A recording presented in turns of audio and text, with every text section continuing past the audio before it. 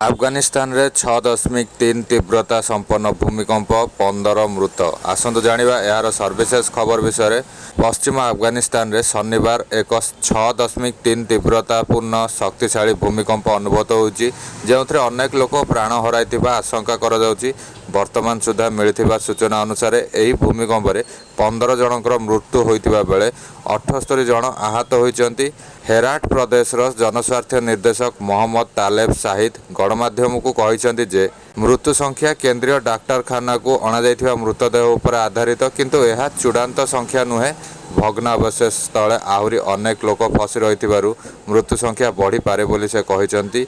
भारतर national centre for seismology report अनुसार शनिवार यथा अक्टोबर 7 तारिख अध घंटा मध्य अफगानिस्तान रे 3टी शक्तिशाली भूमिकंप अनुभूत होइछि।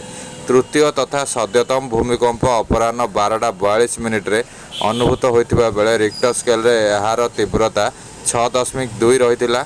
अपराह्न 12:19 रे द्वितीय भूमिकंप अनुभूत होइतिला, जहार तीव्रता 5.6 थिला एवं एहा पूर्वरु प्रथम भूमिकंप अपराह्न 12:11 रे होइतिला, जहार तीव्रता 6.1 थिला।